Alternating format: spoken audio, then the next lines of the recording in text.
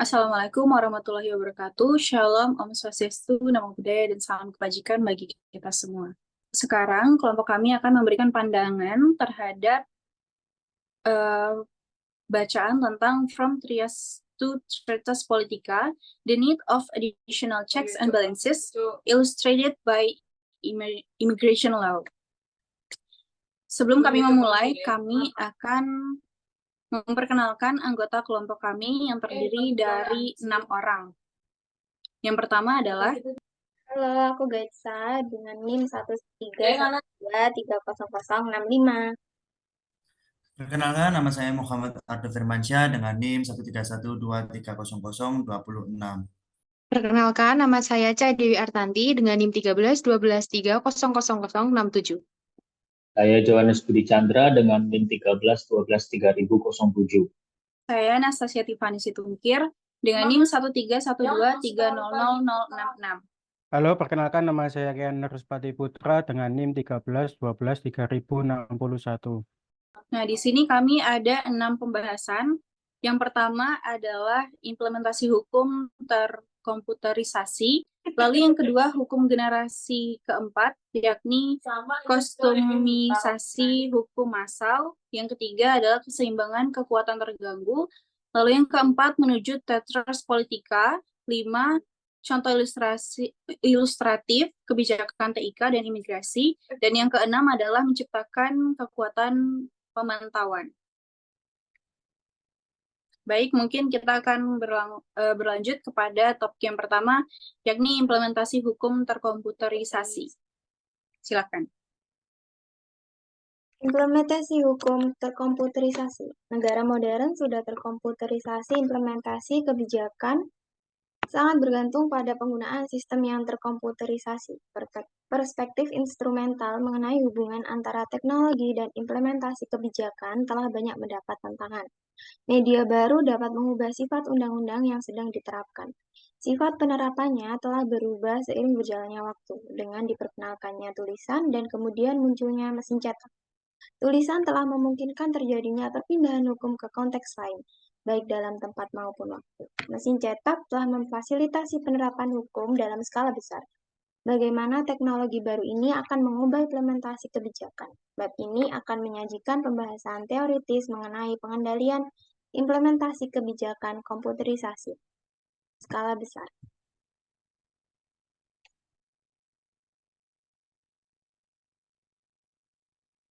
Dengan adanya hal ini, ada beberapa yang harus diperhatikan. Yang pertama yaitu efisiensi dan aksesibilitas. Pendukung implementasi hukum terkomputerisasi akan berpendapat bahwa teknologi dapat meningkatkan efisiensi sistem hukum dengan mempercepat proses, mengurangi biaya administrasi, dan membuat informasi hukum lebih mudah diakses oleh masyarakat umum. Yang kedua yaitu ketidakpastian dan bias. Namun, kritikus mengkhawatirkan bahwa implementasi hukum terkomputerisasi dapat meningkatkan ketidakpastian hukum dan memperkuat bias yang mungkin ada dalam algoritma tersebut.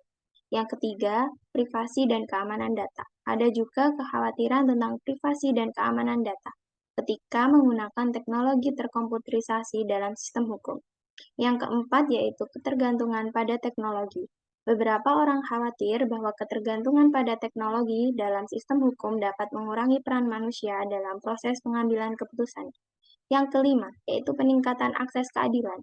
Namun, di sisi lain, implementasi hukum terkomputerisasi juga dapat meningkatkan akses keadilan bagi mereka yang tidak mampu atau tidak memiliki akses ke sumber daya hukum yang memadai. Baik, saya mulai. Konsep hukum telah berevolusi secara signifikan dari waktu ke waktu, dari hukum lisan ke hukum digital. Setiap generasi menawarkan peluang baru untuk penerapan dan distribusi aturan hukum. Evolusi ini ditandai dengan meningkatnya penggunaan teknologi untuk memfasilitasi interaksi antara individu dan sistem hukum. Hukum generasi pertama, yaitu hukum lisan. Bentuk hukum yang paling awal adalah hukum lisan, di mana para hakim akan menyelesaikan konflik berdasarkan otoritas mereka dan argumen yang diajukan oleh pihak-pihak yang terlibat. Bentuk hukum ini ditandai dengan ketergantungannya pada waktu dan tempat, dengan penilaian yang dilakukan di lokasi dan waktu tertentu. Pengenalan tulisan merevolusi secara hukum diterapkan karena keputusan sekarang dapat dicatat dan disebarluaskan ke lokasi dan waktu lain. Lalu selanjutnya ada hukum generasi kedua, yaitu hukum tertulis. Perkembangan hukum tertulis atau hukum generasi kedua memungkinkan terciptanya aturan hukum yang lebih rumit. Hukum tertulis memberikan kemampuan kepada mereka yang berkuasa untuk mengkoordinasikan dan mengontrol pendapat para hakim, membatasi otonomi mereka, dan meningkatkan kekuatan kontrol dari lembaga-lembaga negara pusat. Lalu berikutnya ada hukum generasi ketiga, yaitu hukum tercetak. Penemuan mesin cetak memungkinkan distribusi aturan hukum dalam skala besar, menjadikan hukum sebagai instrumen birokrasi. Hukum tercetak mendekontekstualisasi dan mengkomodisi hukum, memungkinkan distribusi aturan hukum secara cepat dan kontrol hakim melalui teks tercetak. Lalu selanjutnya ada hukum generasi keempat, hukum digital. Revolusi elektronik telah memungkinkan perkembangan hukum digital atau hukum generasi keempat. Hukum digital menawarkan pilihan-pilihan baru di luar hukum cetak, memfasilitasi bentuk-bentuk interaksi baru, dan membuat keputusan hukum lebih mudah diakses oleh publik melalui fasilitas internet. Namun ada bahaya bahwa ketergantungan pada sistem komputer oleh para pengambil keputusan administratif dapat mengurangi fleksibilitas. Lalu selanjutnya ada di perbandingan generasi hukum. Sifat-sifat hukum, lisan, tertulis, tercetak, dan digital dapat dianalisis dalam hal interaktivitas dan skala distribusinya. Hukum lisan dan tertulis lebih interaktif, memungkinkan kasus-kasus tertentu untuk ditangani. Sementara hukum cetak dan digital memungkinkan distribusi aturan hukum berskala besar. Hukum digital khususnya menawarkan potensi untuk penyelesaian hukum secara massal, membuatnya lebih interaktif dan dapat diterapkan pada kasus-kasus tertentu. Lalu teknologi hukum digital. Hukum digital dapat memiliki beberapa bentuk termasuk sistem keputusan terprogram, sistem pendukung keputusan, dan sistem transaksi. Teknologi-teknologi ini dapat menawarkan sebagai tingkat pengaruh pengguna dengan sistem yang menarik kesimpulan atau mendaftarkan data yang memiliki implikasi berbeda untuk pelaksanaan kekuasaan. Potensi hukum digital untuk digunakan sebagai instrumen kekuasaan adalah signifikan, terutama jika sistemnya cerdas dan mampu mengambil pengambilan keputusan dari pengguna. Kesimpulannya, evolusi hukum dari hukum lisan ke hukum digital mencerminkan meningkatnya penggunaan teknologi untuk memfasilitasi interaksi antara individu dan sistem hukum. Perkembangan hukum digital menawarkan peluang baru untuk penerapan dan distribusi antar aturan hukum, tetapi juga menimbulkan kekhawatiran tentang potensi sistem digital untuk digunakannya sebagai instrumen kekuasaan. Sekian dari saya, terima kasih.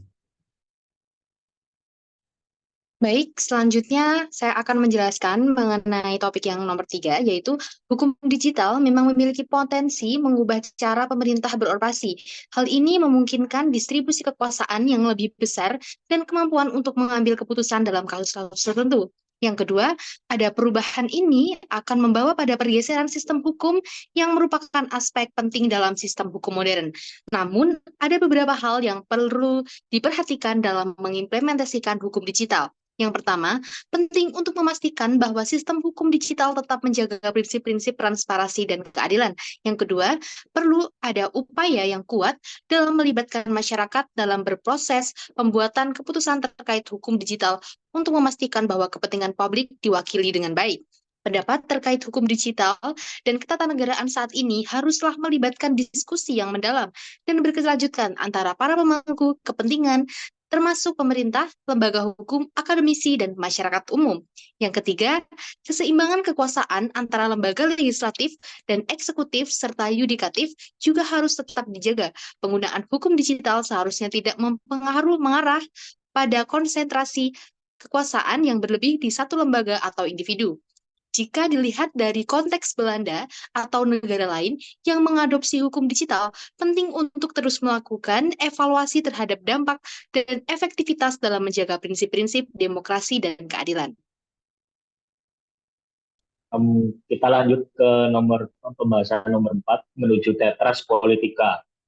Kekuasaan pengawasan merupakan kekuatan yang bertujuan untuk memulihkan keseimbangan kekuasaan dalam sistem politik. Institusi seperti Kantor Audit Nasional dan Ombudsman Nasional adalah tanda-tanda awal keberadaan kekuasaan pengawasan. Kekuasaan pengawasan tidak hanya akan memperhatikan kasus individual, tapi juga akan melakukan investigasi sistematis dan empiris terhadap fungsi kekuasaan lainnya. Hal ini akan memastikan bahwa kekuasaan dieksekusi dengan cara yang transparan, akuntabel, dan sesuai dengan kepentingan masyarakat. Kekuasaan pengawasan akan membantu dalam mengevaluasi dan mengkritik kekuasaan lainnya, membantu dalam membuktikan kasus diskriminasi atau ketidakadilan sistematis, dan memberikan rasa keadilan dan transparansi kepada masyarakat. Saya setuju bahwa pengawasan merupakan langkah yang diperlukan untuk memulihkan keseimbangan kekuasaan dalam sistem politik dan pemerintahan. Lalu yang kelima di sini ada contoh ilustratif kebijakan TIK dan imigrasi. Penerapan kebijakan imigrasi pemerintah dapat menggambarkan bagaimana penggunaan teknologi baru berdampak pada trias politika. Petugas pengawasan perbatasan mengembangkan prosedur rutin untuk mendeteksi kemungkinan penipuan. Berdasarkan pengalaman mereka dan pemeriksaan validitas, dokumen merupakan masalah yang memakan waktu dan terkesan rumit. Lalu pengembangan ini berarti semakin banyak informasi yang diakses melalui program komputer yang menjadi dasar pengambilan keputusan hukum. Contoh yang menarik di sini adalah pengaruh teknologi terhadap penerapan kebijakan imigrasi adalah penggunaan teknologi DNA untuk menjalin hubungan keluarga. Pada saat yang sama, penggunaan teknologi ini mengubah hubungan keluarga dari hubungan sosial menjadi hubungan biologis. Dalam artian pengambilan keputusan hukum dipengaruhi oleh teknologi yang digunakan. Penggunaan sistem berbasis komputer dalam kebijakan keimigrasian dapat dikualifikasikan sebagai undang-undang generasi keempat karena penerapan hukum bersifat berskala besar dan interaktif. Gaitsa, maaf, slide-nya bisa di next. Dua jenis sistem yang digunakan dalam kebijakan imigrasi Belanda secara khusus relevan di sini adalah yang pertama sistem pendukung keputusan atau DSS, yang merupakan bagian dari Sistem Informasi Layanan Imigrasi atau INDIS, dan sistem registrasi yang digunakan pada skala Eropa seperti SIS. Aplikasi ini memungkinkan distribusi hukum interaktif dalam kebijakan imigrasi dalam skala besar. Oleh karena itu, contoh ini menggambarkan tren umum penerapan hukum generasi keempat. Ketiadaan kekuasaan untuk berkepentingan untuk mengawasi dan mengoreksi penggunaan kekuasaan dalam skala besar sangatlah terlihat jelas. Kekuasaan pengawasan dapat membantu memulihkan keseimbangan kekuasaan sehubungan dengan kebijakan imigrasi. Badan pemantau dapat melakukan tinjauan berkala terhadap penggunaan kekuasaan berskala besar untuk menyoroti kelemahan dan bias sistem dalam penerapan kebijakan imigrasi. Lalu yang terakhir di sini adalah Ombudsman Nasional telah menyoroti kelemahan-kelemahan ini selama beberapa tahun, namun lembaga ini mempunyai banyak keterbatasan untuk melakukan perubahan. Namun tinjauan berkala terhadap implementasi kebijakan akan membantu mengatasi bias sistem, memperkuat pembelajaran kebijakan, dan membantu mencegah teknologi yang tak terkendali. Dan namun, perlu diakui bahwa lembaga semacam itu mungkin memiliki keterbatasan dalam melakukan atau melaksanakan perubahan yang diperlukan. Oleh karena itu, perlunya kerjasama antar pemerintah, badan pemantau, dan masyarakat sipil untuk memastikan implementasi kebijakan yang adil dan sesuai dengan prinsip-prinsip demokrasi serta keadilan.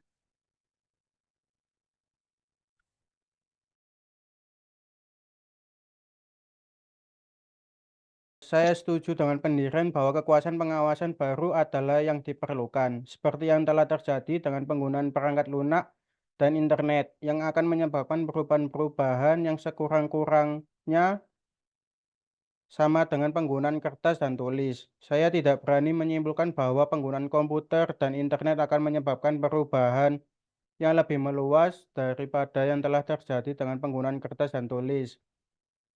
Tetapi yang penting adalah bahwa kekuasaan pengawasan baru akan mempromosikan sistem undang-undang yang lebih terbuka dan lebih berbalanis. Saya mengingatkan bahwa penggunaan kekuasaan pengawasan baru akan mungkin diperlakukan dengan tidak senang oleh institusi yang ada, dan pemerintah tidak akan menjadi pengguna aktif untuk memperbarui Tetra Politika.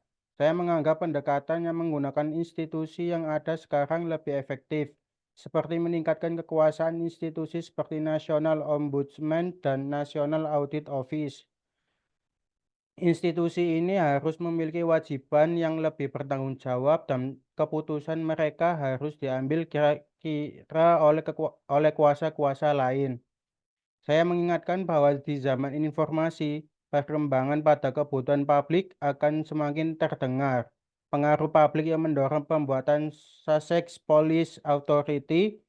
Pengaruh publik dapat mendorong penggunaan kekuasaan pengawasan yang terpaksa atau terkonsentrasi untuk memantau dan mengembalikan kekuasaan yang besar.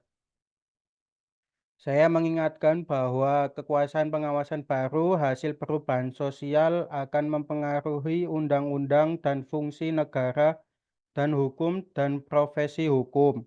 Pertumbuhan kekuasaan eksekutif telah menyebabkan penggunaan kertas dan tulis yang besar. Kertas dan tulis dapat memenuhi fungsi yang penting dalam masyarakat modern, tetapi tidak sempurna. Sama seperti dengan teknologi digital dalam tangan parlemen dan eksekutif, jika ada satu bidang hukum yang menunjukkan bahwa kebahagiaan ini jelas, ia adalah peraturan migrasi pemerintah yang diimplementasikan oleh agensi administratif. Peraturan migrasi bertanggung jawab dengan beberapa orang yang terdampingi dalam masyarakat. Perlindungan harus ada untuk melindungi migran dari akses-akses keputusan berdasarkan sistem komputerisasi. Contoh, pengimplementasian peraturan migrasi mengarahkan kepada masalah yang umum mengenai pengurangan kekuasaan eksekutif besar dalam zaman informasi. Warga negara memerlukan pengawasan sebagai penjamin terhadap kekuasaan besar. Komputerisasi administrasi. Sekian dari saya. Terima kasih. Sekian pemaparan pendapat dari kelompok kami. Semoga dapat bermanfaat bagi kita semua. Assalamualaikum warahmatullahi wabarakatuh.